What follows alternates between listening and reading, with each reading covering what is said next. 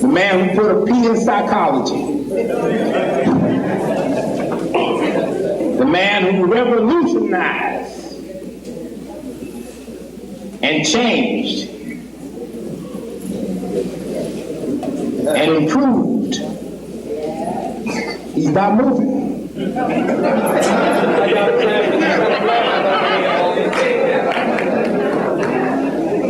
He's being modest. Let's give him a big hand, Dr. Amos Wilson.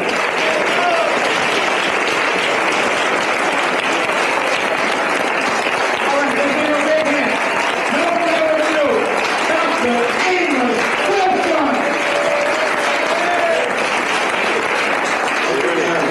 It's a pleasure to be back here with you again this evening and to be invited to share this time with you. I'm very pleased to hear about the think tank, the efforts that you're making there, Brother Maddox, in terms of developing a very important and needed institution in our community. It's interesting that I found that many of us who are nationalists and nationalistic in orientation, of course, think along parallel lines, and we have a certain kind of rhythm. Because since I left you the last time, I've been fully engaged in developing my manual for power. You remember when I was there the last time I said that I would do about 10 weeks of seminars on power and how power is to be achieved and developed. I'm on the last lecture now, so we'll be pretty soon we'll be ready to produce the seminars. A major part of those seminars, I decided I'd write out the lectures first, so that's why I have postponed them until I finished the lectures. Because I looked at power and a number of its bases, its economic bases, cultural bases, how it's based and related to the family, and in a number of other ways, so that we can be very clear as to how we can develop power and use that power in our interests as a people. One of the longer sections that I worked on had to do with the think tanks and the role of think tanks in the organization of power. In fact, I reviewed quite a few of the think tanks used by the ruling class in this country. And as a part of the seminars, we will go over those think tanks, look at how they operate, what role they play in the society, how they form a major part, in fact, the central part of the ruling class policy formation network and the ideology formation network, how you move from the think tank into the universities, into the seminars, float the ideas into the media, use the think tanks to create expertise, and get the experts located in the government so that they actually begin to turn ideology into policy. I deal then with power, of course. I deal with it not from the point of view of how we are victimized by it, but how we ourselves are going to use it in our interest and use it in a positive manner. So a good deal of the lecture deals with how we ourselves will organize our think tanks and how those tanks are related to the network of structures in the African American community. We are looking at Chancellor Williams' master plan and using that to bounce off of in terms of ultimately creating a nation within a nation. And based on the concept of nation within a nation, we want to create the kind of organizations that would permit us to overthrow the European nations and the European systems.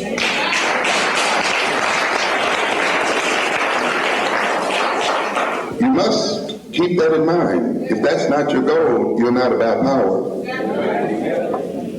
If that is not your goal, you're really not about education. You see, what do I say? The function of education, first and foremost, is to maintain the biological survival of a people and to advance their interests, to defend their interests and their very lives, and to enhance their quality of life. If your education does not function in those terms, then it is miseducation. It does not matter how much knowledge you have accumulated, how competent you are in terms of your skills and so forth. If you're not able to defend your very biological life, to defend the life of your people and advance their interests, then we have been miseducated. See, and we have to recognize one thing you see here, as I spoke earlier today, about the ideology of individualism, and a part of that ideology has the thinking of education as individual salvation, and has us thinking that education basically is primarily functional for the individual to get a job, for the individual to qualify. So each of us is going to make his or her own individual contract with the system that dominates us. Each one of us then thinks that we can engage in individual salvation. This is destructive and will lead to the destruction of African American people and African people. We will die with tremendous amounts of knowledge and skills in our heads. If those skills and if the knowledge is not coordinated and combined in the sense of nation and in the sense of peoplehood, no amount of individual accumulation and knowledge and skills will save us as a people. It is only when that accumulated knowledge and the accumulated skills that we have are coordinated under the banner of nationhood and peoplehood will we then save ourselves as a people, and we will be saved individually as persons. We must keep this in mind. So it's a good thing that we're doing the think tank here. It's a good thing that shortly thereafter, I think my own work and the work of those who support me will be out supportive of that idea. We just want to announce quickly here that Brother Mark is back there with a few of the books. If you care for any of them, those of you who are not familiar with what we're doing here, you have to recognize we now have 4 books out: The Developmental Psychology of the Black Child, Awakening the Natural Genius of Black Children, Understanding Black Adolescent Male Violence, which is a companion book to Black on Black Violence. We are trying to put together here then a set of books that are connected one with the other. These books are not being published individually, they're really being published as a unit, so that we'll be able to move from childhood as in the developmental psychology of the black child right to the book that will be published later on in the fall, Educating Black Children for the 21st Century. Thank you.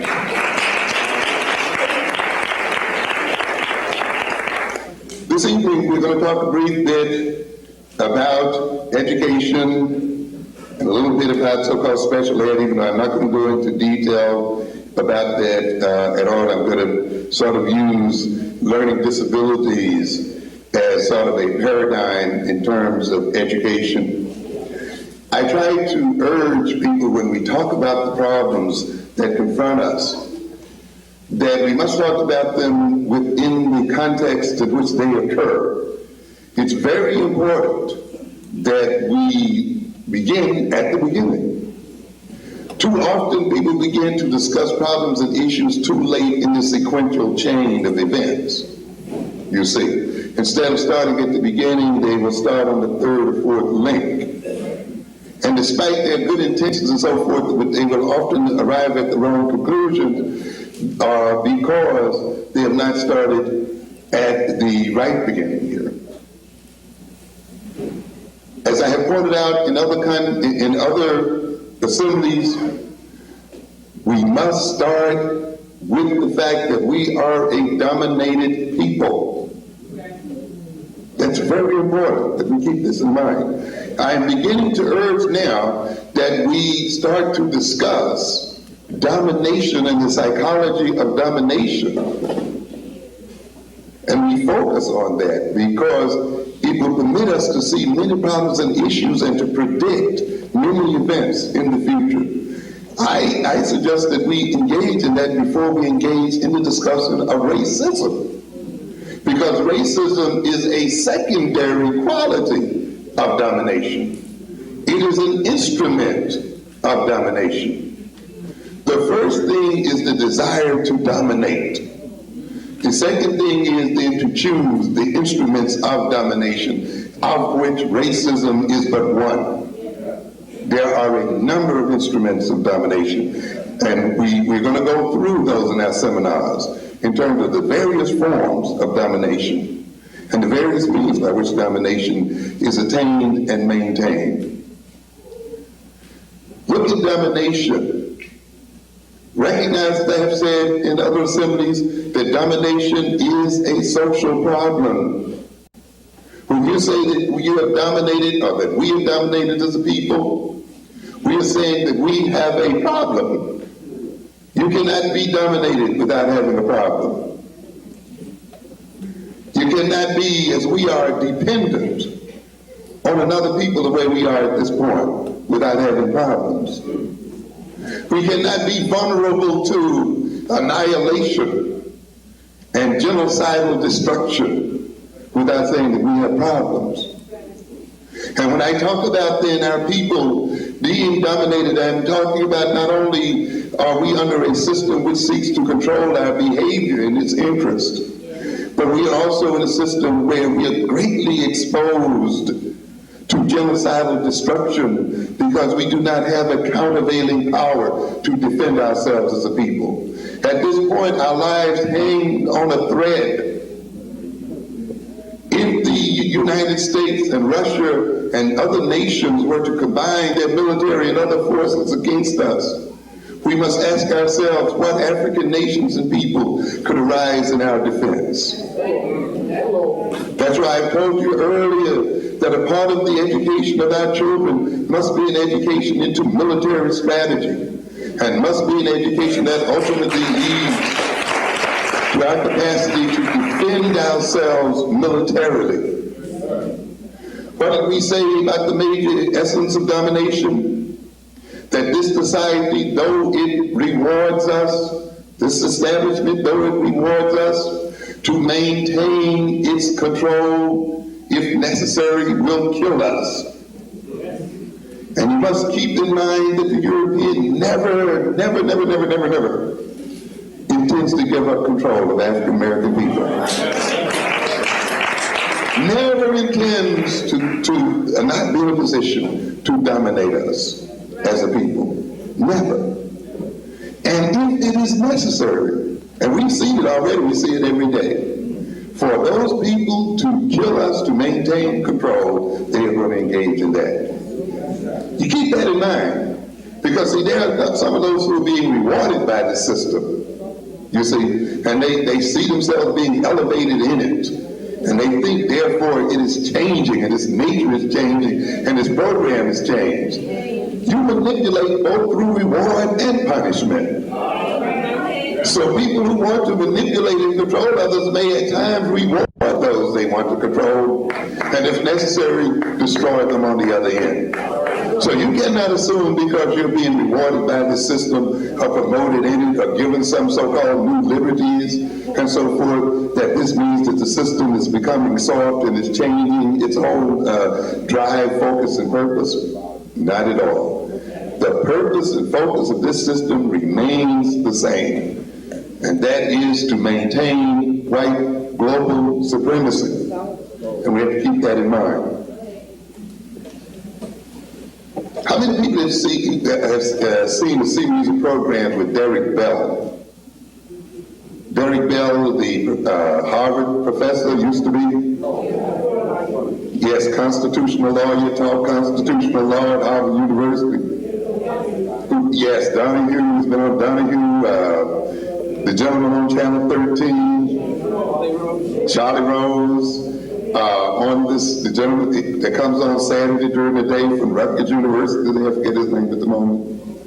And you see this thing again and again. He has a current book out called Faces in the Well, or something of that nature. And of course, we are supposedly the ones in the well. And it's interesting because his subtitle is something like The Permanence of Racism. And the thing that these white liberals start agonizing over when they talk about him, talk to him, and it's interesting to watch them. Isn't this a statement of despair? Aren't you now just giving up? They tell him.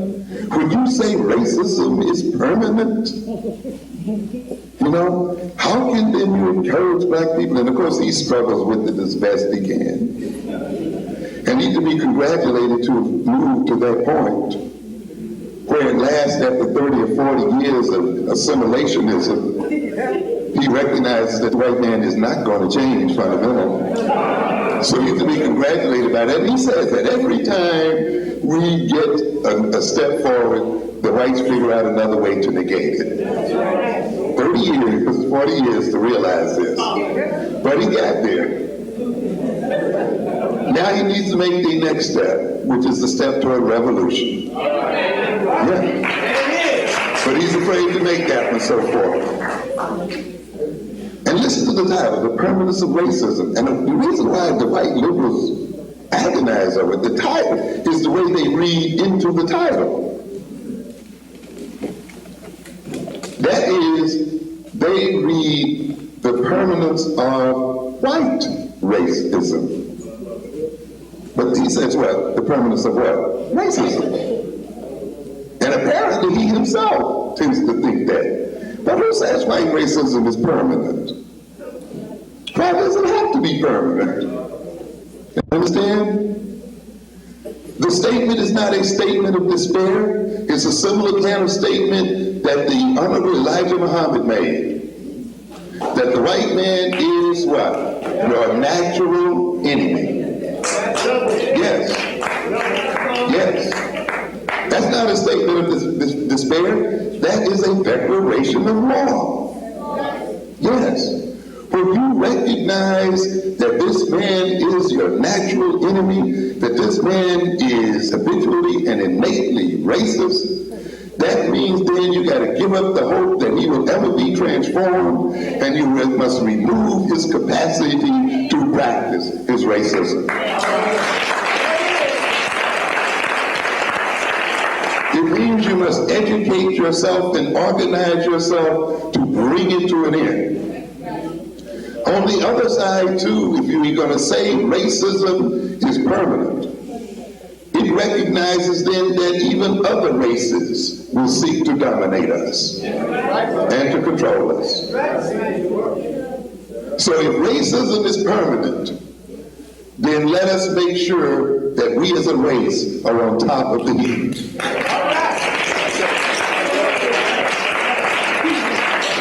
Oh yes, if you say it's permanent, then you better make yourself in a position where you won't be affected by it. But you see, you don't want to understand the Honorable Elijah Muhammad. As soon as he mentioned racial superiority, it frightened you to death.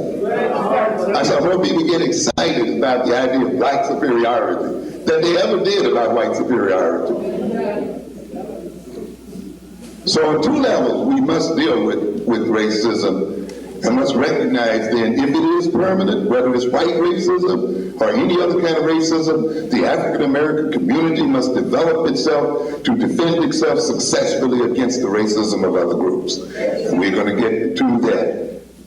When you make that your goal and your purpose, it revolutionizes your approach to education, to socializing your children, to organizing your community. When you are filled with the futile hope that someday, some way, these white boys and little white girls are going to hold hands with little black boys and little white girls.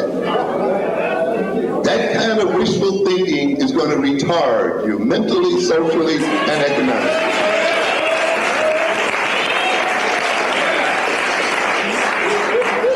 When, Brother Maddox, you're talking about thinking, and it's very important that you're putting the emphasis on that, extremely important. Extremely important. Thinking is the greatest threat to the European. The greatest threat of all. One of the forms of thinking, and in Educating the Black Child for the 21st Century, I go through a whole series of thinking styles, and I lay out why those thinking styles had to be repressed in African American people. And the economic and social political role that they play in their repression in maintaining white supremacy. And I named them one by one. Why do we have problems with conceptual thought, abstract thinking, thinking in analogies, hypothetical thinking? Understand? Logical kinds of thought. It has nothing to do with academic issues in this fundamental basis. It has to do with maintaining political dominance. And this just shows up in the academic setting. And we misinterpret it as an academic problem, you see. Hypothetical thinking, let's look at that quickly. Thinking in terms of the as if, or the what if. You see, a lot of our people back off of that immediately when you say, well, what if? Let's act as if. Hold on, we want to deal with the concrete. Let's deal right now with the thing right in front of us. You see, this is exactly the way people want you to think. Because it is reactionary. It is a kind of thinking that waits until the disaster has occurred before the individual can engage in action. It's not the kind of thinking where the action can be predicted far in the future so that the individual has time to prepare for it. But you see, that's what hypothetical kind of thinking will allow. See, for one, to prepare and to prevent, you see, and to forestall events. But when you make people think concretely and think reactionarily, the event is already occurring. And one of these days, that event will be our annihilation. We won't have time for protest marches. We won't have time to petition the Supreme Court. We won't have time to do the kind of things we're doing because it'll be happening right to us right then and right now. However, if you study domination, you can see its development and see where it's going long before it gets there. If you act on the what if, the hypothetical, you can prepare for coming events and be ready for them when they occur, or you can go to meet them and block them before they even get started. Yes. I told you before, there are those of us who are very interested in discovering conspiracies. And that is very important, to discover conspiracies. But often, ladies and gentlemen, when you have discovered the conspiracy and the conspirators, it's already too late. They're already on you. What you study is the capacity of those others who can destroy us if they choose to do so. What you look at is what? Capacity to do, not intention to do. You see, we'd rather let the white man and other people have knowledge of AIDS and germ warfare and chemical warfare and all of these things, as long as we don't detect in them an intention to use them against us. And then we're going to go into action as soon as we discover that they have an intention to do us in. At that point, it's too late. It's too late. As soon as we discover who the conspirators are, let's pick them out and see where they are. At that point, it's over. You don't have time to prepare to deal with germ warfare at that point. You don't have time to deal with chemical warfare and stuff at that point. You understand what I'm saying? What you must look at is, what are these people capable of doing if they choose one day to do it? I'm not worried about whether they intend to do it, whether they are conspiring to do it. All I know is that they are capable of doing it, and for a reason I may not foresee, they may decide one day to what? Do it. And it's the fact that they have the capacity that is going to motivate me to develop a defense and an offense against it.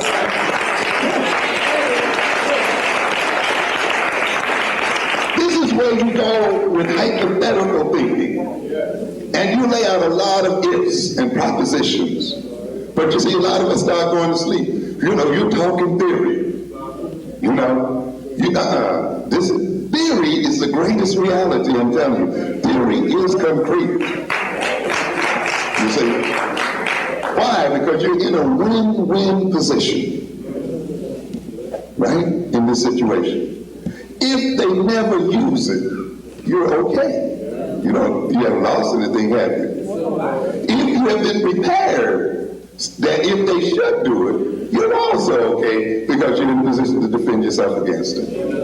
You see, so when you operated on the hypothetical and prepared in terms of the hypothetical, you win either way.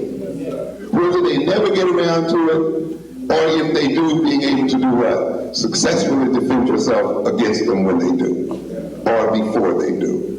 But if you sit around and wait to watch and see when they're going to do it, or wait until they do it, at that point you're at a strategic and tactical disadvantage, and you will be overrun. As a matter of fact, being prepared to deal with them often is the very thing that keeps them from making their move. But in order to do that, you must develop appropriate forms of thought. You must develop a kind of abstract thinking that removes you from the immediate world into the distant future, and you must be able to organize current behavior, social relations, and institutions in terms of the distant future. You understand?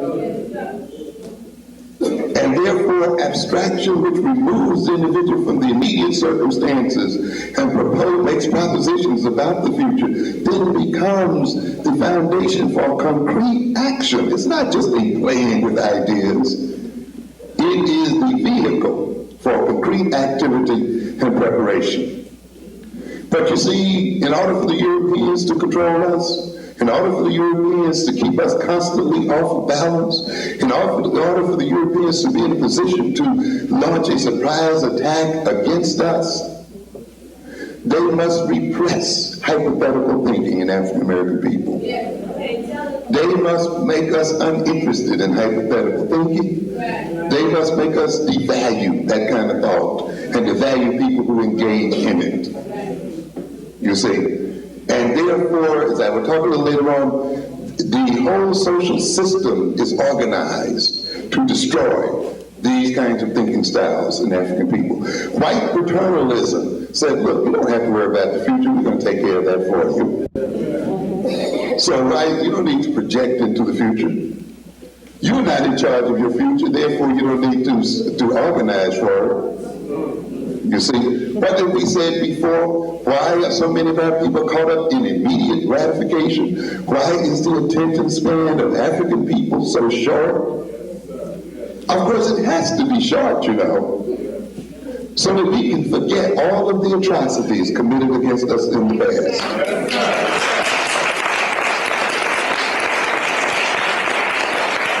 So that we can forget immediately, 2 weeks later, every insult that has been visited upon us as a people.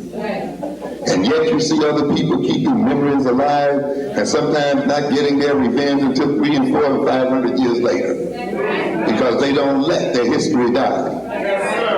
But here we have a people for a hot dog and for a cup of coffee at an integrated lunch counter are willing to forget every insult to their ancestors that ever happened. What does it mean then? The loss of memory by African American people, the shortness of the attention span becomes politically and economically productive for those people who destroyed their memories in the first place and destroyed their ancestors.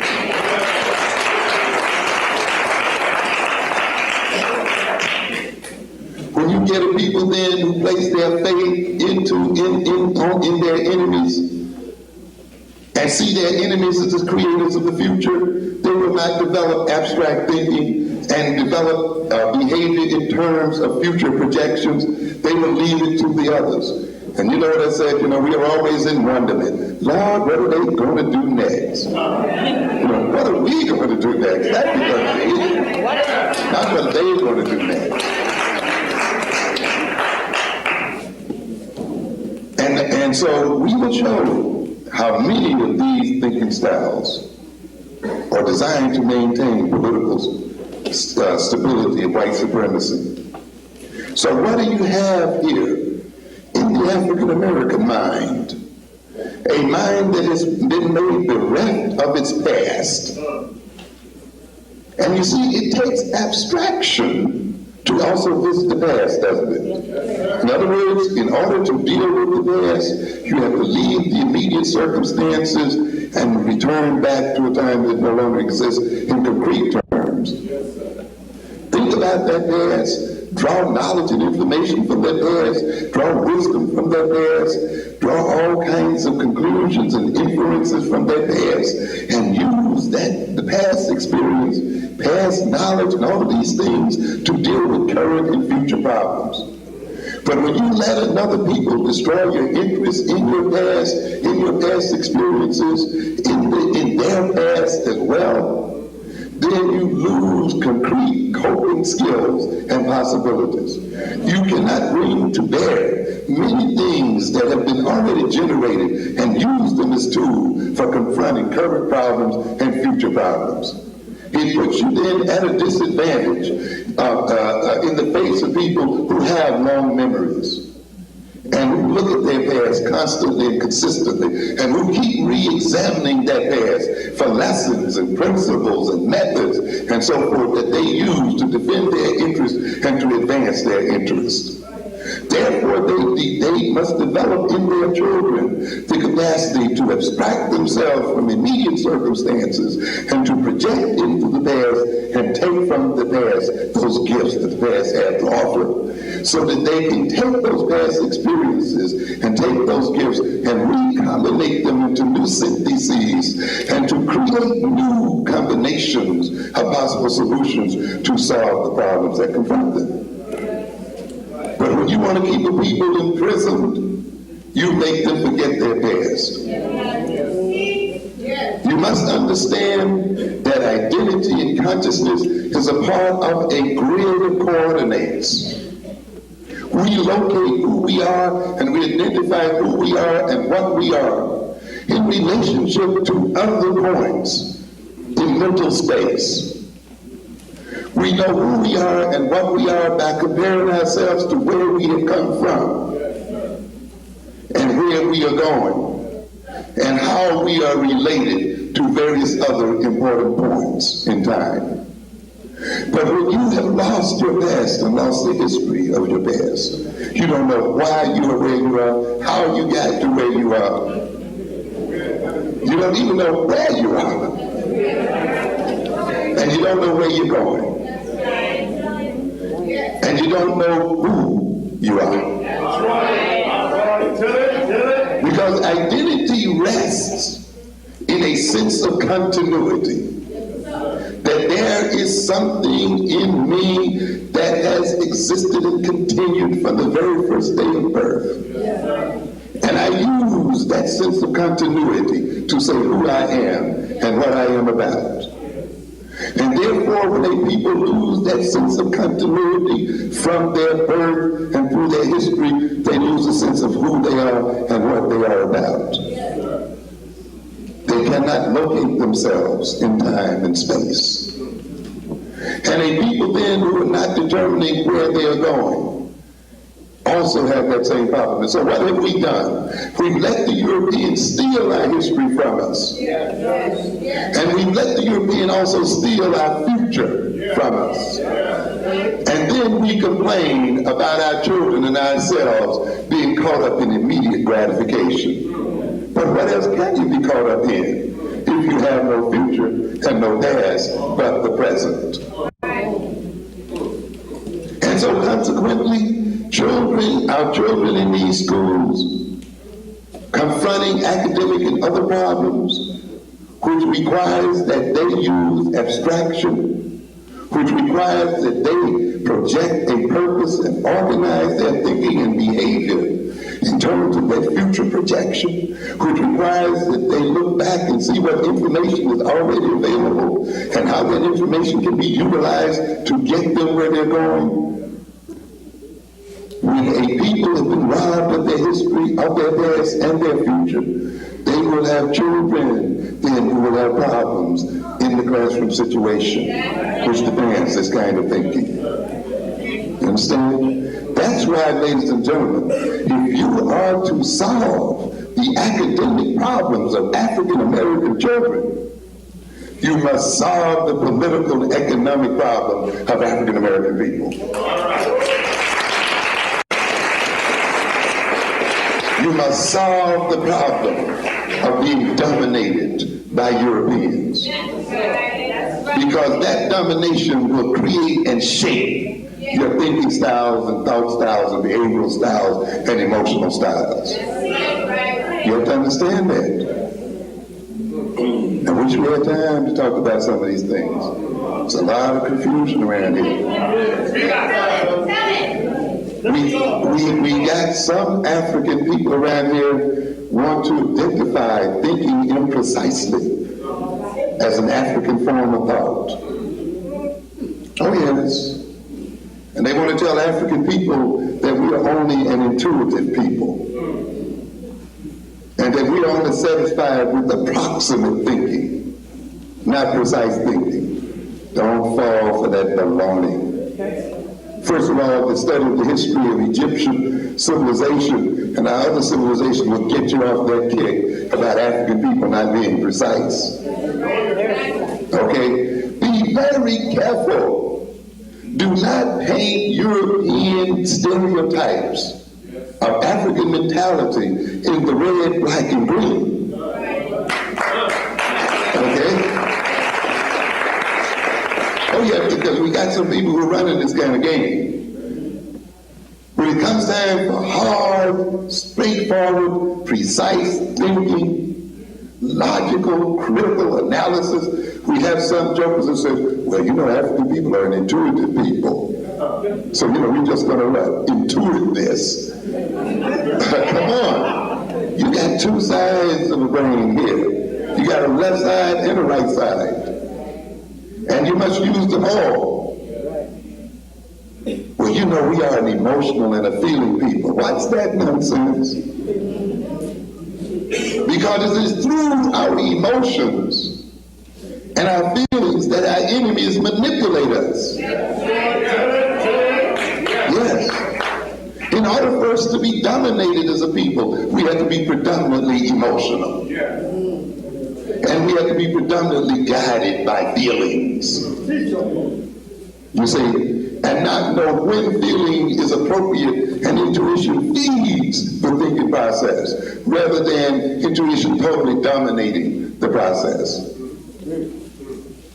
You cannot make them. African people are intuitive and precise. We are non-linear and linear thinkers. Understand? We are concrete and abstract. The essence of African education must ultimately mean that we become bicognitive, which means that we use both sides of our brain. And we use them appropriately. Don't come telling me that we only have one form of thinking. You see, and that we cannot acquire other forms of thinking, and that we should not acquire other forms of thinking. That would mean that your creator then has built in a disadvantage, an adaptational disadvantage for you. That says now that you face a group of linear thinkers. You face a group of people who think abstractly and conceptually, and who use that thinking to develop weapons and means of manipulating and controlling you. You being an African should not or cannot develop the kind of thinking necessary to block their intentions. No. We're not buying that. Right. Okay. We're going to think intuitively when it's productive for us, and we're going to think conceptually and abstractly and linearly when it is also productive for us. I've given you an example, haven't I, of the Star Trek situation. Remember, Star Trek is a good example there. We have Mr. Spock, the linear thinker, half man, because he has no feelings, no human qualities. But he's analytical and objective and thinking, and that gives him certain advantages, but he's still not fully developed. That's European man. Then we have Dr. Bones, filled with human emotion and pathos. But that places him often at disadvantage because he's too overrun by feeling and emotions. He cannot detach himself at appropriate times from his feelings and his emotions. So these two people are the helpmates of Captain Kirk, who is what? Both objective and feeling. You see, he's able when necessary to detach himself and analyze and critically work with the problem. All right. And at other times to allow his feelings and intuition to operate. That's why he's the captain of the ship. All right. And therefore, African men and women, if we as African people want to be captain of the ship Earth and captains of the universe, we will let the other people be one-sided, left brain only or right brain only. We're going to use our whole brain.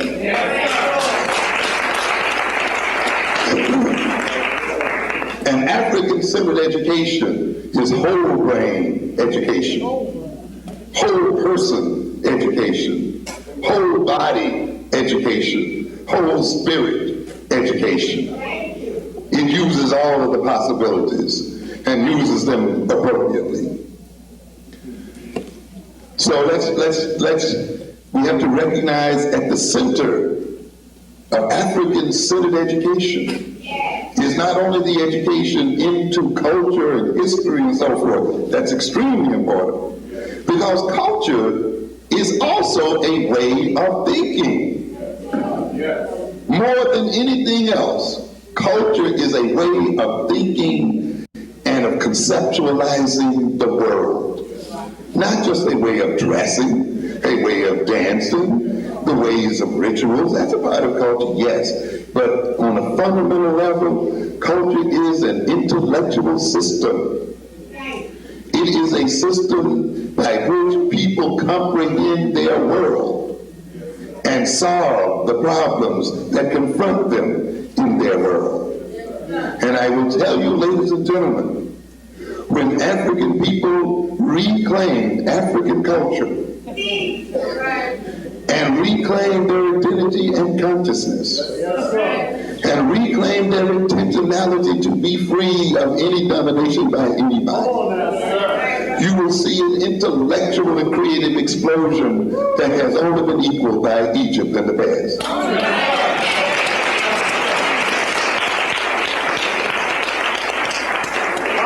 Because we got the mind for it. We got the brains for it. But let me quickly move on here. I'm always running over time. We'll run quickly through the presentation here this evening. Remember that what I'm saying? Domination is a social problem. Domination creates social problems. Those who dominate benefit from their domination. Keep that in mind. Therefore, they have an investment in perpetuating the problems generated by domination. Okay? You must keep that in mind. Then you will never be surprised why these programs white people propose never work out. And no matter how much they talk about education, it never works. No matter how much they talk about crime reduction, it means we end up in jail. Why? They have never solved the problem. Because they have a what? An investment in maintaining the problem. Our problems are sources of their political and economic domination. You understand? Some gentleman called me one day when I was on Gilmore show a few weeks ago, and he said, I got a movie, and he was looking for support, and he gave me a scenario of the movie he had that was going to present a real nice black adolescent who was doing good things in the world. And he was saying he couldn't get any support for that. Because he wanted this young man to represent, a positive image and perhaps to persuade other people that we weren't all bad and to provide a model for other black adolescents. And, that's reasonable and that's a credible thing. But of course, the thing that he ran up against was the fact that he didn't get support from those people in Hollywood. In fact, one or two of them told him, look, we want criminal black young men. Right, come back and bring us a movie about black criminality and so forth, then we'll fund you. Why? Because the image of the black criminal is worth millions of dollars in Hollywood. Billions of dollars. Right? When you project the young black male as criminal, you can fill the theaters. And the people who fill the theaters first are whom? Black folk. Black folk. Along with the others. So these people are not going to give up that image. It's worth billions to them. You understand what I'm saying? They are invested in that image. That image is worth what? Money to them. I've mentioned it today. If you look at this month's Essence magazine, the first fold that you will get after the first page is a 9-page spread that folds right out of the magazine. 9 pages. Full color. Do you know what a full page, first page in Ebony magazine will cost you? Close to $40,000 to $50,000 per page. And you thought that was a black magazine, didn't you? There is no black magazine out here. Essence magazine represents the greatest economic triumph of white folk among black people. The articles are just put in there for a little variety. Essence magazine, Ebony magazine, and Moore magazine are nothing but advertising sheets for white folk. And they're the instruments by which we sell the black community to the white economic structure. The articles are in there merely for variety. And that is why you're not going to find any revolutionary articles in there. That is why you're going to find Emerge magazine writing about Dr. Jeffries and not permitting him to write in it. So that they can control the concept of who he is and what he is. That is why in the Emerge magazine, they will pretend to speak to real issues, but they make sure they edited it in a way that they will not insult those white advertisers. And if they deal with a strong issue, you will see the lead editorial on the first page trying to kick down or reduce the possibility of reaction. Look at it. You're going to tell me Ebony magazine is a means by which black businesses can move forward? You're out of your mind. 1 inch of that magazine will cost you $1,175. 1 inch, a 1 inch column piece. Black and white page will cost you around $25,000 or $30,000. A full color front, first page of the magazine, 4 colors, $50,000. You think that's your vehicle to get to the black market? You out of your mind. So when you look at Essence magazine with that 9-page fold, and I don't know what their rates are, I was afraid to ask her. After I asked Ebony what his rates were, I thought I was going to advertise these books in it. Forget it. But even if Essence sells one full page for $20,000 a piece, you're talking about an advertiser that's paying a minimum of what? $180,000. Okay? Now, if those were editor pages, you're talking about what? You're talking about, 9 times 50,000? $450,000. You know Johnson is not going to rock that boat. Don't you know, ladies and gentlemen, that it's so-called black success that imprisons us? When that success depends upon the patronage of other people. That is why Ebony Magazine, many of the problems and issues that Emerge pretends to deal with, it pretends they don't even exist. It can't. And when you turn this Essence magazine this month, you will see one cosmetic ad after another. One right after the other, almost every day. Beautiful ads. Benson and Hedges, a full-page golden pack of cigarettes. Beautiful picture. Yes. And a part of this game that told ladies, you have come a long way, baby. And tried to make them identify freedom with enslavement by saying that if you enslave yourself to a smoking habit, it means that you are free. So you will symbolize your freedom by becoming addicted. But this is the kind of game. This is the way this system must work. I told you before, what? In order for this system to work, black people must feel freest when they are what? Most enslaved. Yes. And we must see our enslavement as the essence of freedom. And we look at our magazines enslaved to white advertisers. And we see that as freedom of the press. You're out of your mind. It won't happen. Why are so many cosmetics ads there?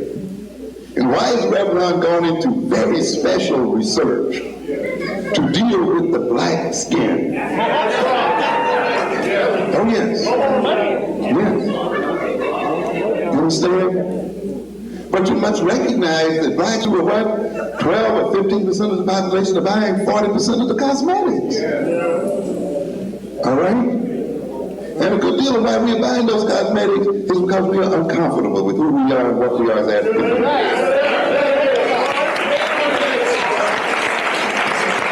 We have a problem with our natural African beauty. And this industry makes tons of money, enough to invest from $180,000 a month to $500,000 a month in that property. And they got to earn their money back and more. So consequently, it is not in their interest that black people never have a problem with their African selves. It's too valuable. You understand what I'm saying? And we can go on with one problem after another, and I can demonstrate to you any problem that you can name that African people have is an economic, political benefit to Europeans, and they have an investment in maintaining it. And that also involves the problems we have with thinking, the problems we have with education, the problems we have with behavior, and any others you may name. You must, if you keep these principles in mind, then it will become very clear what's going on. The system, in order to maintain its domination, must generate problems. It must perpetuate those problems.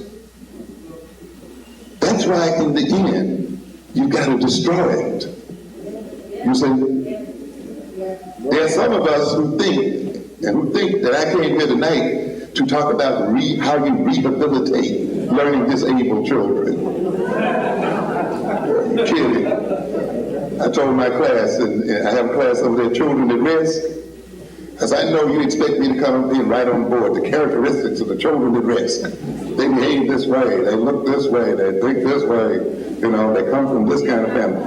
Forget it. Forget it. I didn't come here to do that. The first thing I come here to ask you is, what? Who put them at risk?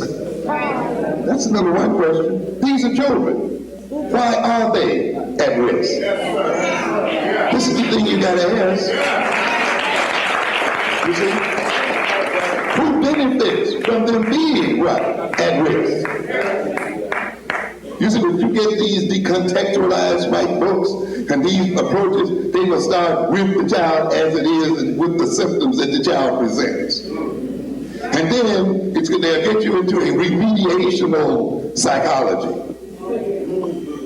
How do you cure them after they get the problem?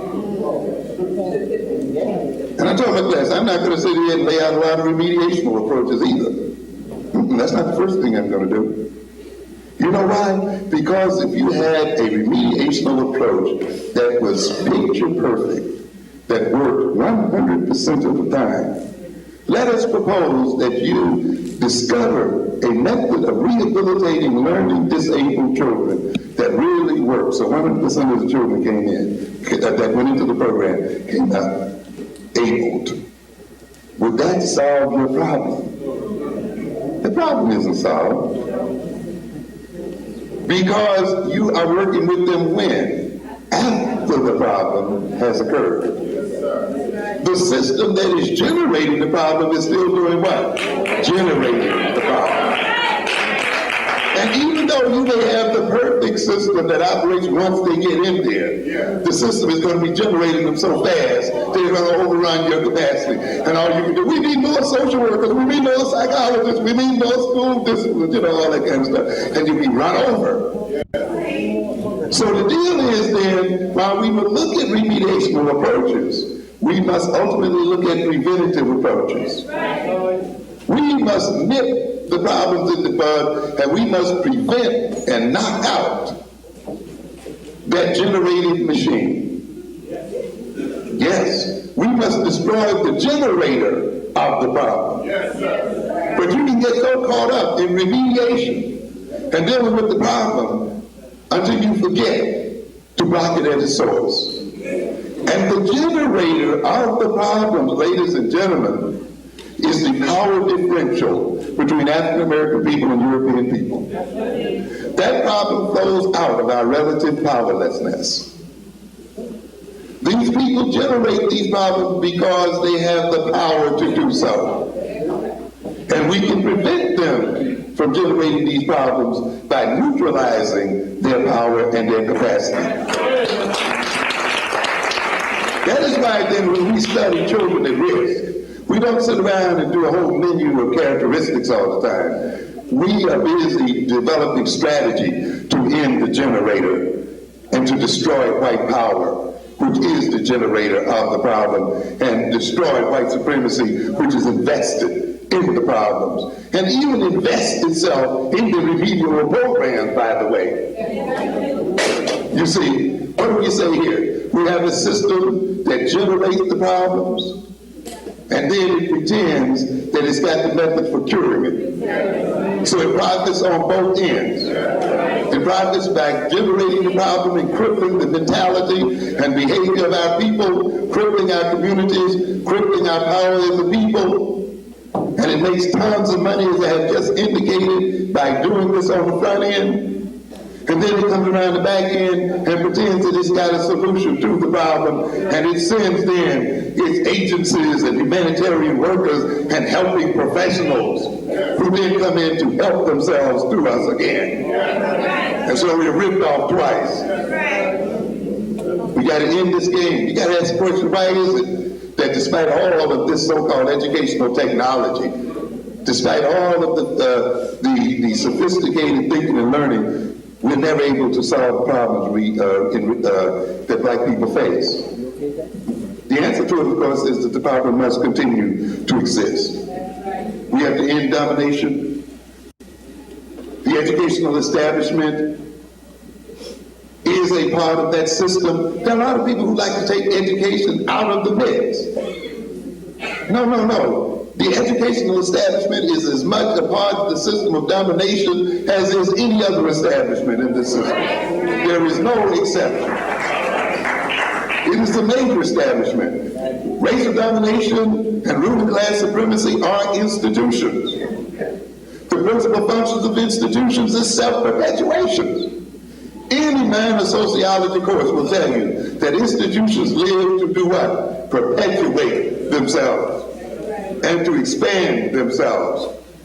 And to do that, they issue ideologies that justify their existence.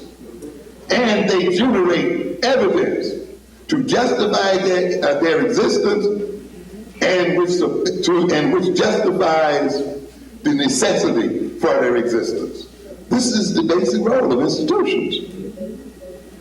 You see, one of the benefits of power is that you can project an ideology that justifies your reason for having it. And then you can actually generate evidence which also can be used to justify your reason. You see? And you got to look at the fact then that the system generates its evidence. And I talked to you about that in Black on Black Violence. We rule over black people because they're innately criminal.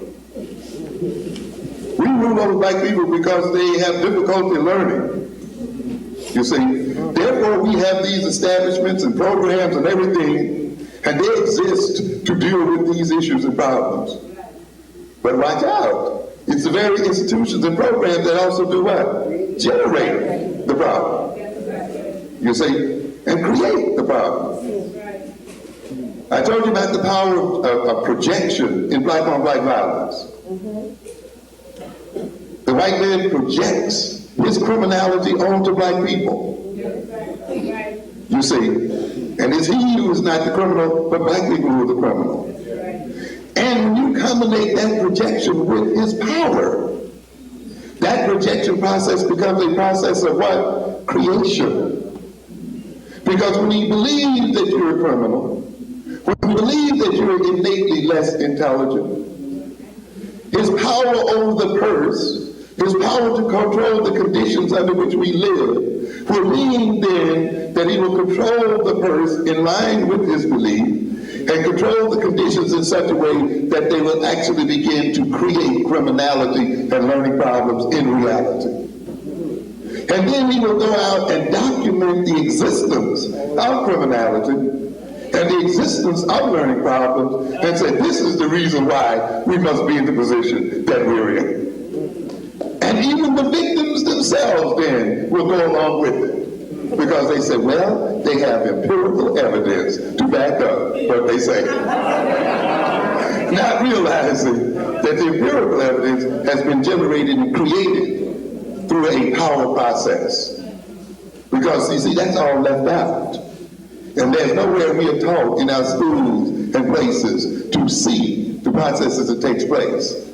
And therefore, we are overwhelmed by statistics and so forth. White supremacy has been and is institutionalized in any number of ways. Its institutions are designed to serve its exploitative interests. The educational establishment is one of the major institutions of white supremacy. And its educational ideologies and practices are designed to justify its existence and to provide adjunctive support for white domination and to generate the evidentiary conditions which support both its existence, that is the educational establishment, and the existence of the system of which it is an integral part. In fact, educational ideology and practice are potent creators of the material conditions and evidence which maintains and supports the white supremacist system, the very ideology itself. You have to understand, ladies and gentlemen, the role of ideology. You have to look at the fact that this system is a system of inequality. It is a culture of inequality. One of the things that characterizes this system is inequality between individuals and people, where certain people have billions of dollars and others have nothing. How do you justify that idea? How do you justify that situation? And this is the role of the white intellectual establishment, to to justify white wealth and power, and white poverty and black powerlessness and poverty, to justify white wealth and power in the world and African poverty and powerlessness in the world. You see. And what is the ideology then that this system projects to justify itself? It projects the ideology of individualism. Yes, sir. Yes. Yes. And the ideology, as I said earlier, of familialism. That is, that people are in the position that they're in as a result of individual defects and deficiencies. Not as a result of power relations between groups, not as a result of warfare and enslavement and domination, not as a result of exclusion from economic activity and so forth, but because they have something wrong with their minds and their brains and with their personalities. You see? And that is why they are where they are. In the older days, it used to be that they had a problem with their moral sense. And that's why in the early days of social work, the people went out trying to preach to the poor lessons in morality. Just as old Dan Quayle is trying to preach lessons in values, as if you can eat values and morality. These people suffer from a lack of money, and a lack of income, and a lack of jobs, a lack of support from their government and their system. What else does a government exist for if it does not exist to support its people? You understand? But they want to run a game and claim that it is an absence of values and an absence of morals and an absence of some kind of intangible idea that is the cause of people's material sufferings and misery. It is the absence of something within the people themselves. It is a deficiency operating in the family. And a lot of us fall for this nonsense. Well, we've got to deal with the family. And it starts in the family. It doesn't start in the family. The family is a part of a social political system. The African American family was a slave institution, and it is still a slave institution. It was created during slavery time. And even if it had a mama and a daddy and some kids, it was still a slave family. And that made it fundamentally different from the European family, even though in form it might have looked the same. But do not confuse form and substance. You must understand that. It's just not enough to have a mama and a daddy and some children and to claim that you have the same family as white folks' family. You're wrong. Because domination changes that situation.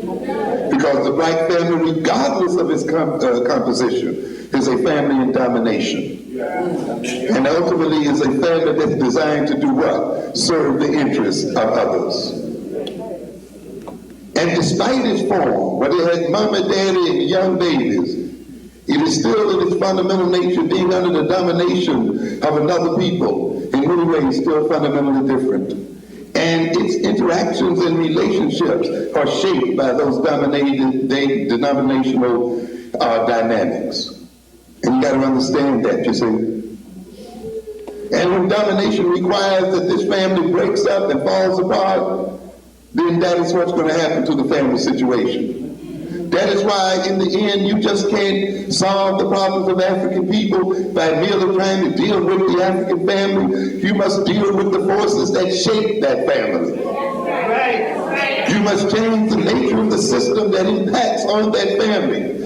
Forces fathers out. Forces men to not have jobs so that they can't support families. One of the reasons why these black men here shy from responsibility, as you call it, ladies and gentlemen, is because they are not in the position economically to understand.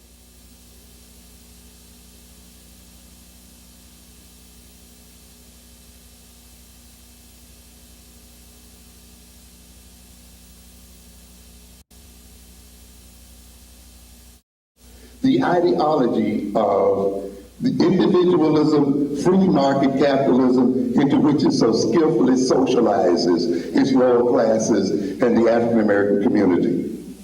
For the implicit acceptance and extreme practice of these ideologies, that is the ideology of individualism and free market, are individually isolating, overly competitive, and communally divisive. In other words, when we believe this ideology, it divides us, isolates us one from the other, puts us into direct competition one with the other, and maintains division within the community in the name of good old American individualism so that a ruling class can manipulate it to its end. And therefore, this philosophy of individualism is impoverishing and disempowering, which is the reason they are foisted on the African American community. We're the only Americans in America. We're the only ones who really believe American ideology. I'm telling you, we are. We're the only people who believe this nonsense. The abiding characteristics of the culture of power and wealth are these. In other words, ladies and gentlemen, when you get off of studying our characteristics, I urge you to study the characteristics of people who rule you. And often you have to reverse these equations, you see. Instead of saying, what are the characteristics of the weak and the powerless? Why not ask, what are the characteristics of the powerful and the wealthy? Because that is what? Where we want to go. What is the nature of the organization of those who rule and control themselves and control the world? You understand? And this is what we'll be doing in the courses on power. We won't be talking about how we are victimized by power. We're going to talk about how we're going to victimize the victimizer. You see, in order for these people to rule us, they must create us in a mentality where we can't see the obvious, where we can't see what is immediately in front of our face. That's the only way it can work. It must set us up in such a way that we'll spend tons of energy trying to dig under the establishment and see what they're doing. What kind of little conspiracy are they doing under here? We got a lot of people caught up in that, you know. Reading all kinds of books about this underground European conspiracy. Baby, it's the overground one that's working. You know, I had a friend, you know, who said, you know, we're worried about the third eye and we can't even deal with the two we got. You know, that right here in our heads. We spend all day trying to locate the third eye. I'm not saying we shouldn't. But also, you know, these eyes were pretty here too, to see things. All right? Any intelligence agency will tell you that about 85% of its intelligence is gathered from standard popular publications. Yeah, just reading newspapers and magazines and journals. That only about 5% of intelligence, and important intelligence, is gathered by some secret underground type of stuff. Most of it is what? Right up front. Right in front.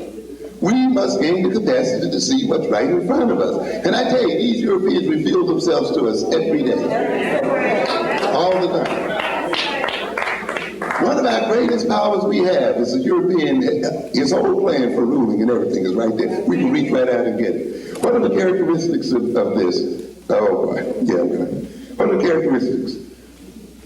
These are not individualists. That's what I'm trying to show you here. A class, community, and ethnic consciousness. Those people who rule know that they're in the ruling class. They know one another.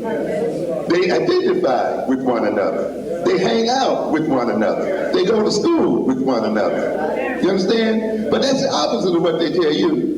You know, stay separate, be on your own, move on your own, and follow your own thing. What is the other thing they have? Wealth. Money. Not just values, but what? Money. Money. That's what you need to rule in this world. But see, they're going to leave you with this moral nonsense. Control of social and political and other important institutions necessary for reaching group goals and for realizing group values. What? They have institutions, colleges, universities, think tanks, as you were mentioning here, you see, political organizations and institutions so that they can reach the goals that they make for themselves. But they tell the poor that they can achieve what they want through individual salvation, as I heard you, as we talked about earlier. You see, they go to exclusive colleges and universities, and they build the universities for themselves to work for them, and they send their people to those universities. And then they tell us we can go anywhere we feel like it, and we shouldn't build universities specifically designed for our interests. And so the highest achievement we can make is to go to all kinds of places all over the place without having places that we've created in our own interests. You understand? But they create the universities. I've told you time and time again. I see people here who come to these conferences talking about it took the Egyptian priest 40 years or whatever to be complete in their education. And yet these same people think that they can educate black people with 2-hour lectures every weekend. Huh?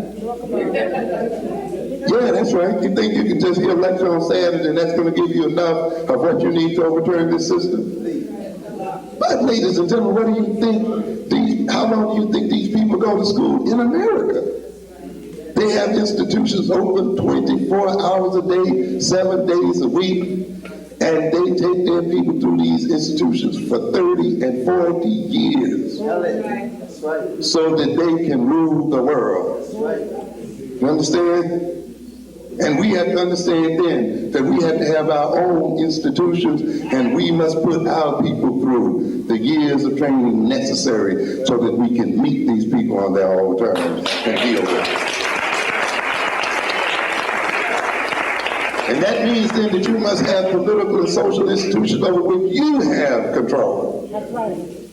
And you remember I told you before, when I see you sitting in these churches, when I see you 15 and 20 years without a building and without anything that you have control on, when the janitor of that church comes in and flicks lights on and off and tells you it's time to go, regardless of what you have to talk about and what you have to do, then you can't be totally sincere about overthrowing the system and lose.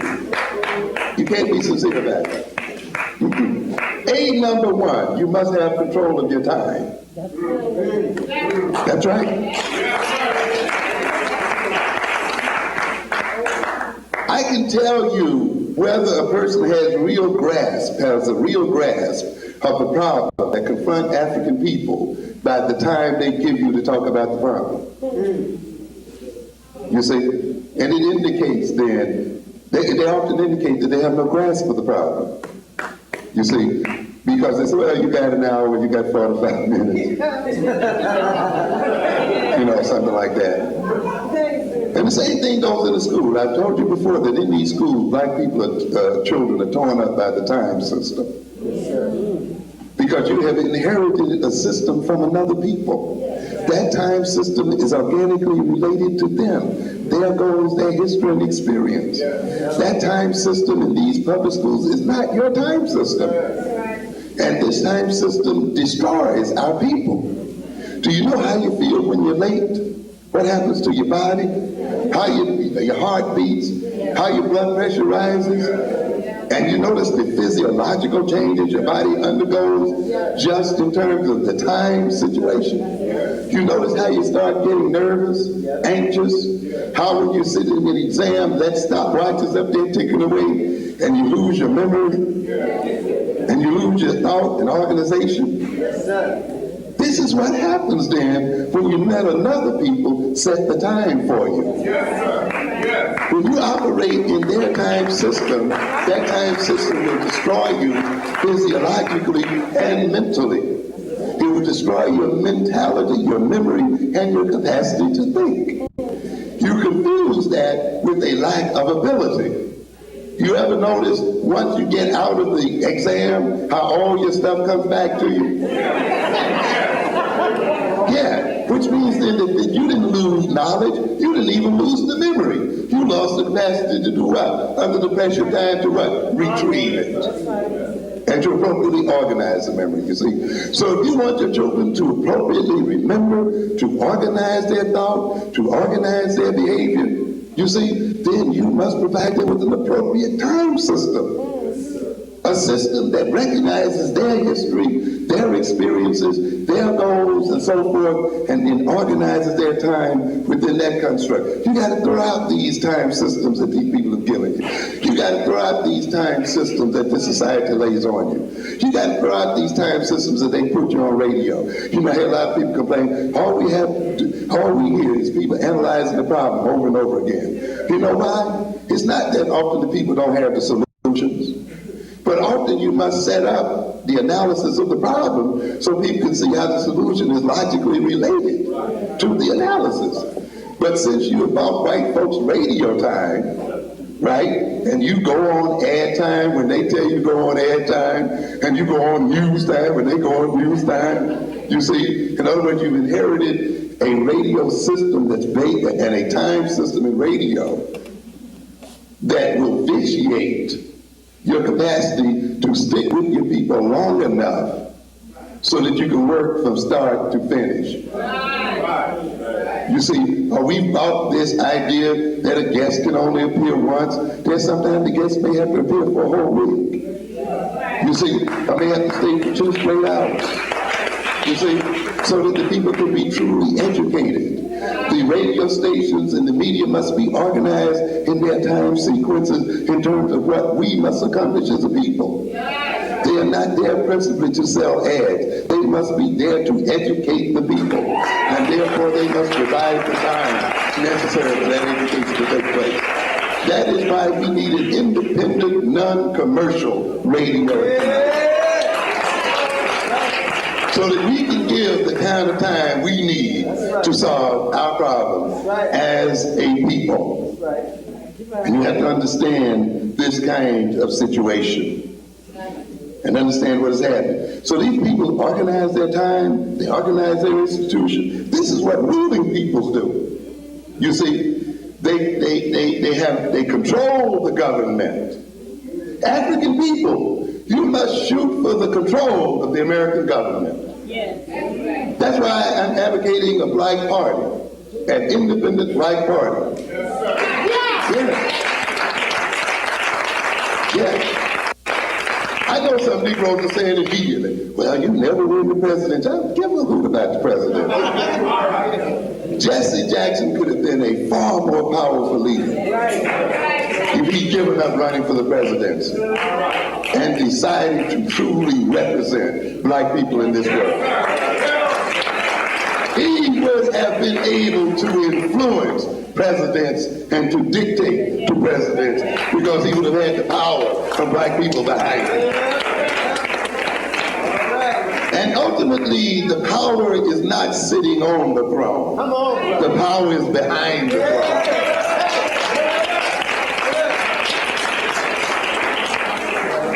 Electoral politics is not governance. Simply because you're voting someone into office doesn't mean you're engaged in government and that you're engaged in the governance process. We got a lot of jokers selling voting. Every time people call up on the radio, every problem that black people suffer from is because they don't vote. If you would vote, get out of here. Ask the basic question. Look at the major victories of black people. Were they attained by voting? Huh? Did we vote in order to get the vote?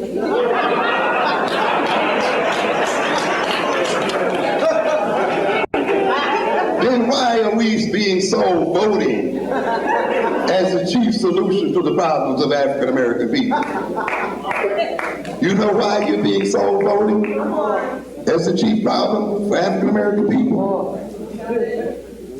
Because the bourgeois class that rules us, and I'm speaking now of the black bourgeois class, okay? You see, you got to learn the principles of domination. I'm telling you.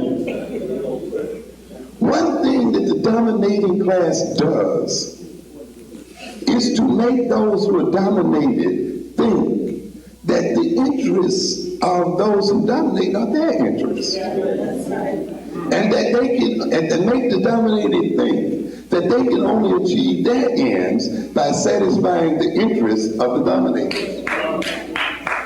It's an old trick.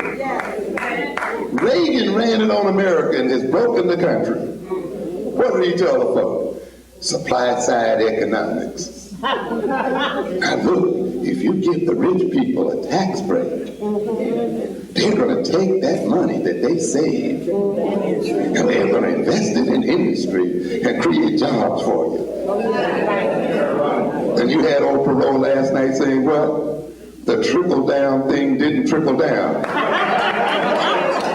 And he's right. What did they do with the money? Played with it. Perot said it again last night. What did they do? They played with money. And what they did, swap the industries that already exist between each other and just generated false wealth. Not building, not investing. As a matter of fact, that crew took its tax savings, engaged in leveraged buyouts, indebted its corporations to no end, created massive debt in the nation, and then had the nerve to deindustrialize America and ship its industries outside of the country.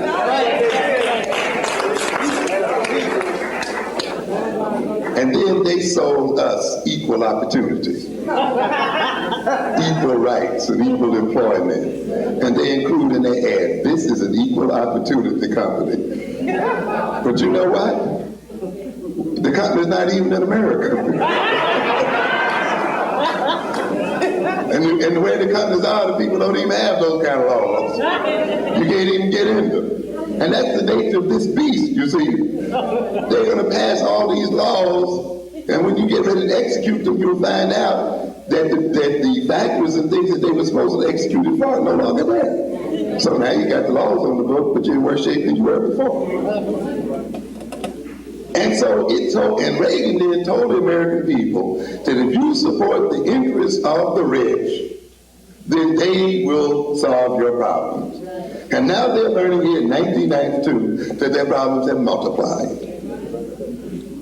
And you're going to find that this is the case with any bourgeois class. It's going to tell the dominated that they will solve their problems, or the lower classes, by supporting the interests of the ruling group or the bourgeois class.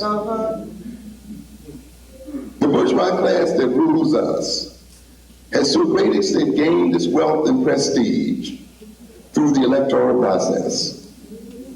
They have gained elective office. They have gained beautiful contracts, set-asides, and they've gained access to some industry and ownership of various resources. Okay? And then they want to tell us and the masses of African people that if they support their electoral interests, which will put them into office, which will permit them to operate within the Democratic Party, that it in some way or other is going to advance the interests of the masses of African people. And therefore then we are so voting, and we are made to think that the election of one of these people represents an advancement for the race. Okay? And we think enriching one or two of them will give us a vicarious pleasure while we starve to death out here in the street in our homes. We got to get ready for revolution. Yeah.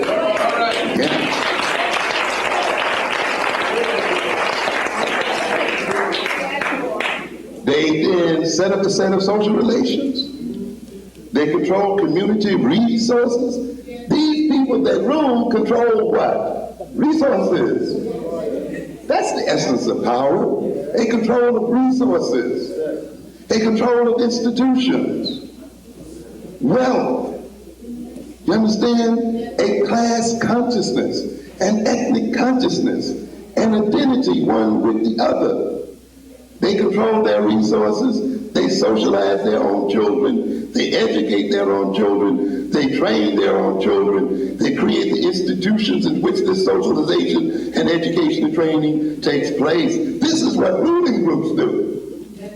That's why they create their exclusive schools, prep schools, graduate schools, and other kind of things, and why they tell you you should go and scatter yourself among all these other institutions. They have an ideology of group superiority, of group worthiness, and an overwhelming desire to be free and independent, and a drive for hegemony, a drive to rule and to be in control of themselves. They control superior coercive force.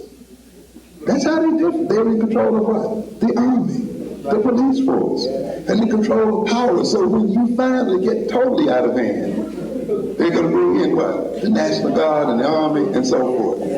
If you're going to be a powerful people, then you must control what? Superior coercive forces, superior physical forces, control real power in that regard so that you can maintain yourself and deal with other people.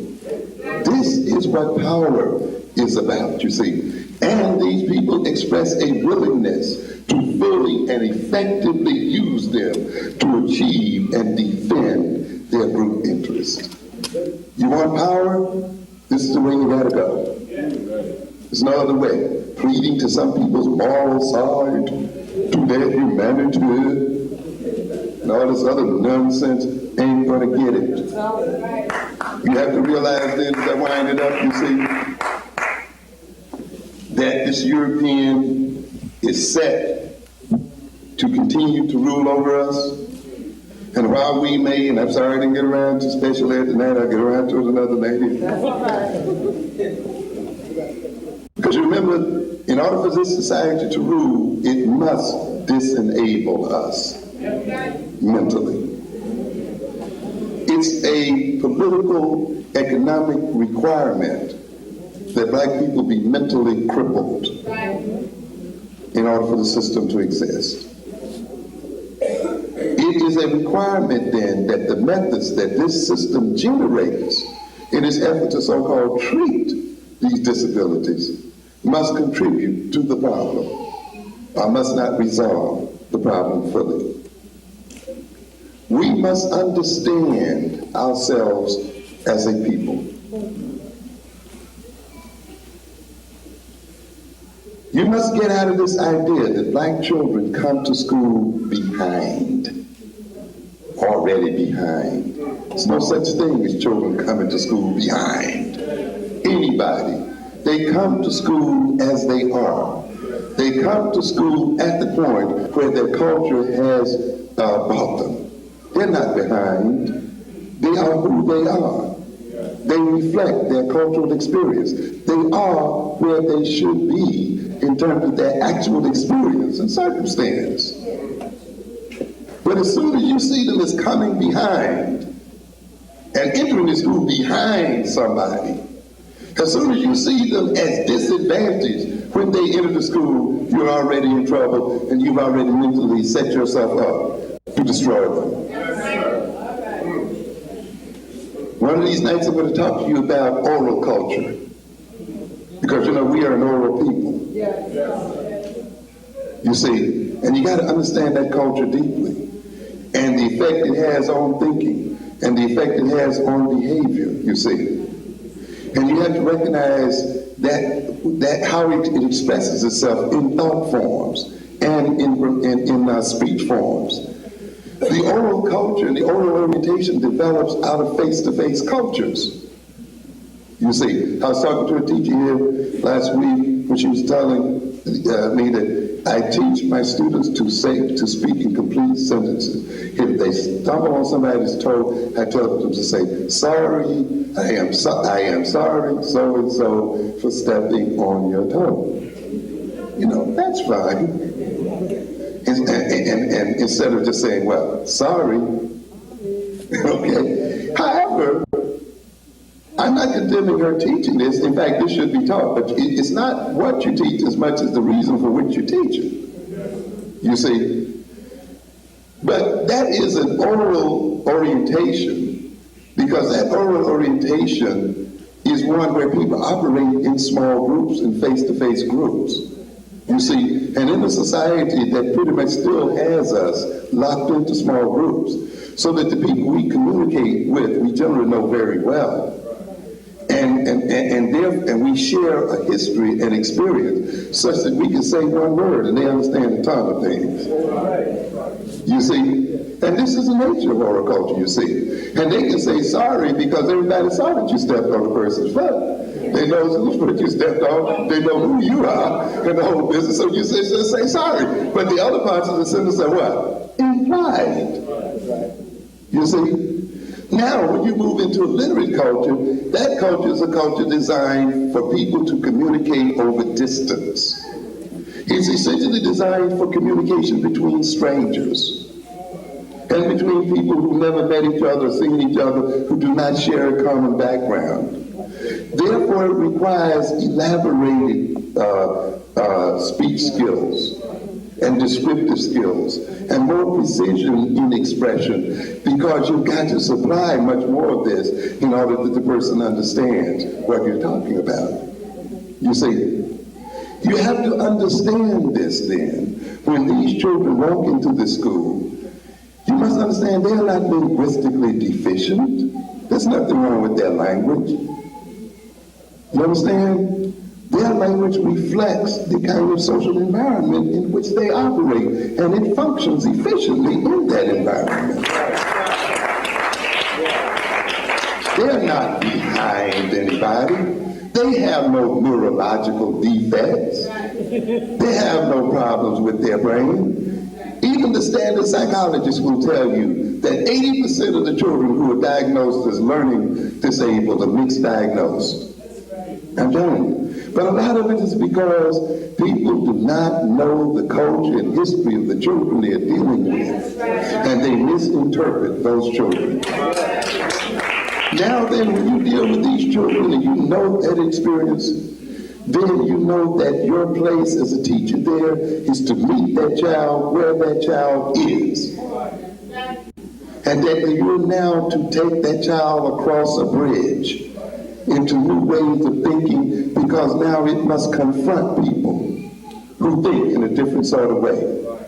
And it must not reject its way of thinking, but it must add on to it an efficiency with new forms of thinking so that it can appropriately deal with people who think in that way and can operate efficiently in their world in terms of its interests. Not because they're going to work for them one day, but because they are going to work them one day. Okay? You got to look at the culture that we're talking about. You have to understand the psychohistory of these children and the psychohistory of African people. That psychohistory then means that the way people think reflects their level of social activity and their social and economic, political role in society. You understand? And therefore, their thought patterns will tend to be correlated with their work patterns and habits, and with the roles that they play in the society. That's why I tell you, job discrimination did not only block black people from making money, it also meant that the kind of thinking styles that were attached to various types of jobs were not inculcated into black people because they did not have the responsibilities of those jobs. And it meant then, not having the responsibilities of those jobs, they were unable subliminally and otherwise to pass on to their children the thought patterns connected with those jobs. So ultimately, job discrimination was a way of manipulating and creating a mentality in black people and a thought style in black people. Then you ask for assimilation and entered them into a school system that took certain thought styles for granted and even thought those thought styles came up as a matter of pure development. And when it did not see, it does not see these thought styles in your children, it then will evaluate them as being defective, you see, and being deficient. No, they are not. They're not deficient at all. It means then that the school systems themselves must be reorganized. One of the major functions of learning disabilities, the learning disabilities establishment, besides the fact that each learning disabled child is worth $7,000 a year to each school. You understand? $7,000 a year. The number of so-called learning disabled doubled within very short years. This learning disabilities orientation is worth over $13 to $15 billion to the American educational establishment. What did I say earlier? The people are invested in our so-called disabilities. School systems depend on our having these disabilities, ladies and gentlemen. That's why in the end, you've got to change the nature of school organization. And you got to organize these schools in line with your psychology as a people and in line with where you want to go as a people. That means a thorough African-centered education is not only an education that is based upon the history and experience of African people. It recognizes that that history and experience of African people has created in us certain thought style orientations. It has created in us certain learning styles. You understand? Yes. We have been conditioned into thinking and learning in certain sort of ways. So then when we enter into other institutions where people have been conditioned in thinking in other ways, we are put at a so-called disadvantage. So then it means an African-centered theory must develop a theory of learning and a theory of thinking. How do African American people think? How do African American people learn? You got to work this out. You see. Then it must develop a theory of pedagogy, a theory of teaching.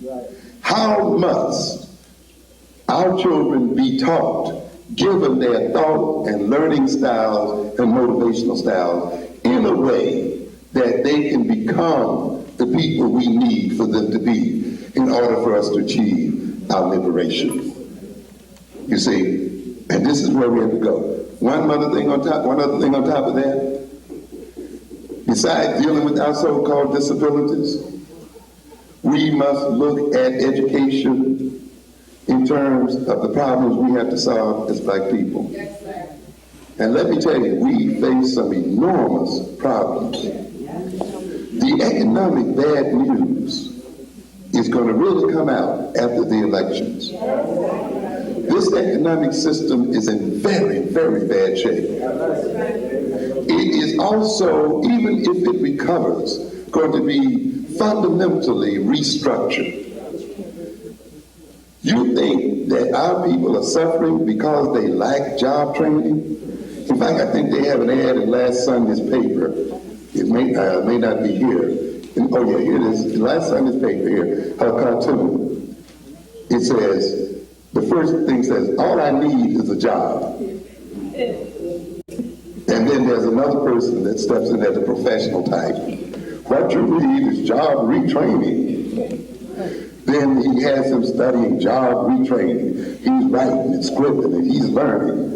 And the other thing has him handing him a job retraining certificate.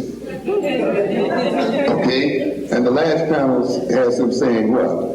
Now all I need is a job. In other words, ladies and gentlemen, when you call yourself training these children for jobs, when the jobs don't even exist.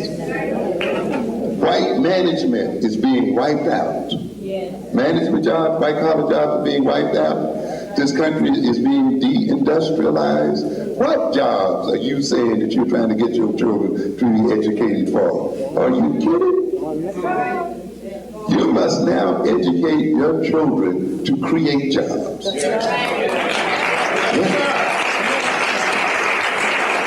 You must educate these children into geography. You must educate them into mineralogy. You must educate them into international trade. You see, so that we can build a trade with the Caribbean, with Central and South America, and build a trade with the African continent. We must have Africans owning Africa, shipping to America, and this must be shipped through African hands in America itself. That's right. And the reason why we want power in this country, we want the power to manipulate U.S. foreign policy. Okay? We want the power to make African countries most favored nations in America. We want the power so that the African manufacturer can have access to the American market. Because we know that it's not, the Africans cannot manufacture and technologically develop themselves unless they have markets to sell to. And this large African American population in America must make one of the largest markets in the world, which is even expanding with the addition of Mexico and Canada. We must make this market open to African manufacture and African technology. And we must educate our people then to advance the technological development of Africa, the manufacturing development of Africa, and we must organize the American economy so that they will have a market to sell to. You understand? Yes. And this is what power is about. I warned you the last time I was here that we are caught up in unrealistic expectations. And I told you the last time, every time I see a Negro stand up, he talks about black and Latino. And we got a bunch of people here who want to carry the whole world on their backs, even though they can't walk on their own 2 feet. You better learn something about reality. These people are going to ride your back until they're able to walk on their own feet, and they're going to turn around on you. There's no love between people. There are interests between people. And they coalesce when their interests coalesce. But when their interests don't coalesce, the love affair is over, man. So the people who may operate with you today may be your enemy tomorrow. And you have to work on that. After I told you that in this month's Atlantic magazine, what do we have here? Immigration and the New American Dilemma. Blacks versus brown. You read about the high school over here in Brooklyn. You know what's going on over there. There was another piece in the New York Times today about this major fight over the black superintendent of schools in LA. Ethnic politics, very strong. I heard a new thing on LIB, but they didn't go into the details of how the Latinos put up a tremendous fight over this man's appointment and the kind of things that they said about it. If you checked Channel 13 about 2 or 3 weeks ago, you would have seen the organization out there that says, we are no longer going to help the blacks, and we're no longer going to hook into the whites and the Jews. We're going for ourselves. We are 60% of Los Angeles, and we're no longer going to be told what piece of the pie we are going to get. We're going to tell how the pie is going to be cut. Okay? That's the way the deal goes down, ladies and gentlemen. You're dealing here with the population that's rapidly growing. And that at the rate it's growing, we'll have the West Coast right on down through Texas and New Mexico, and will engage in trade interaction with Central and South America, build its wealth and power in America by its direct interaction with those countries, and use those countries' power and influence in the world to support their own power and influence in America. You understand what we're talking about here? And then you've got another group that will work itself down the East Coast from New York City through Washington, D.C. Before you know anything, you'll be landlocked.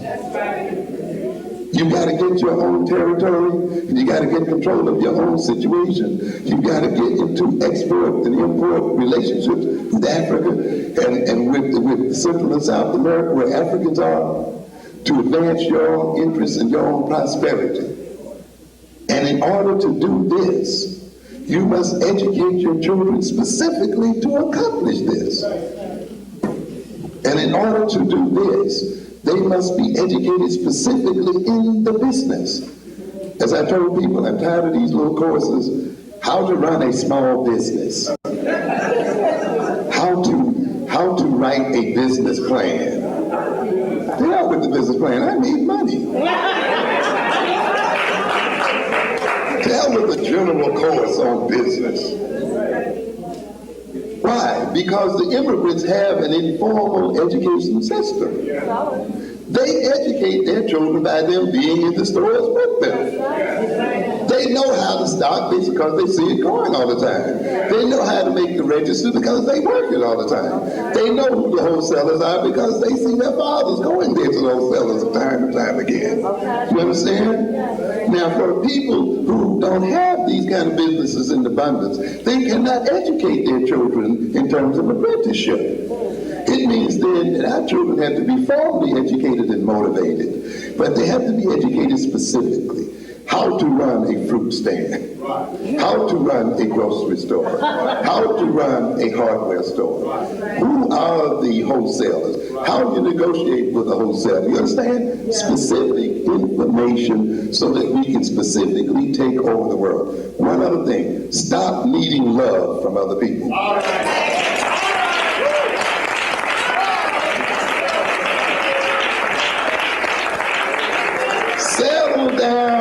For the fact that we're going to have 20 to 25 years of racial tension. I tell audiences today, and I'm going to tell you tonight, I didn't come here to bring racial harmony. All right. I came here tonight to increase racial tension. Because I know one thing, when the other races are on your back, if you were to stand up, you got to throw them off. And if you're going to have control of your resources, you got to run them out. And you got to get used to the idea that they're going to call you everything but a child of God. They're going to accuse you of reverse racism. They're going to lay everything on you when you move them out. But you got to move them out anyway. And you got to move forward. Good night.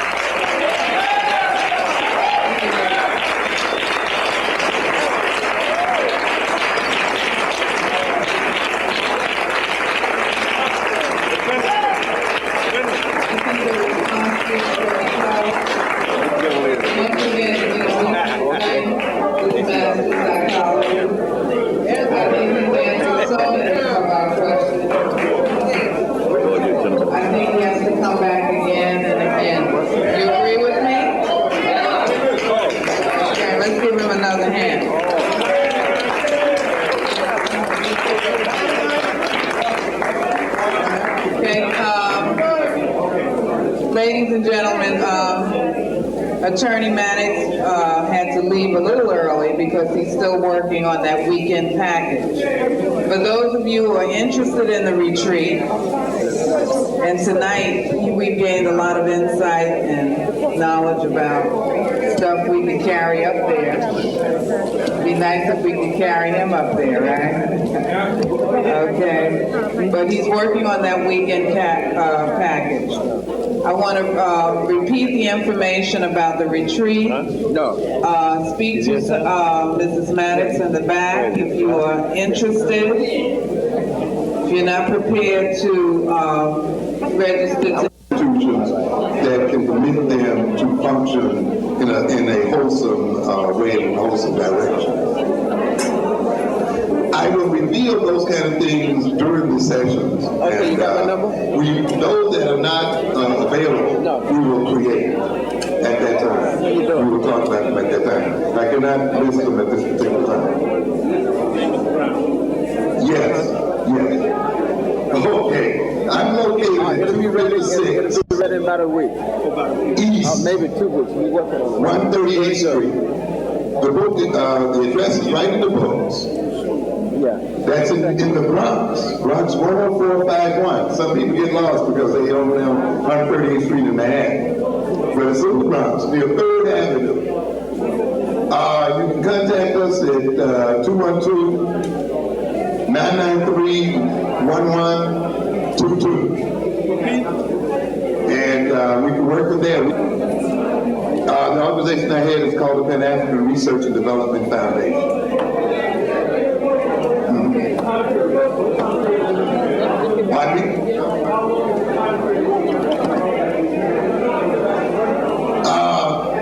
The seminars will last for 10 weeks, and the time periods that we use, some of the institutes are already set up in terms of concept and structure. What we really need now are people to come in and take responsibility for moving them forward. We got the credit union already set up and laid out, loan fund. We're also putting in place export, import relationships, and the kind of courses that I was talking about just a minute ago, those kind of things. But we need people who can undertake the responsibility to shepherd these projects through. And that will be developed as a part of the seminars on power. All right, looking forward to it. We want people who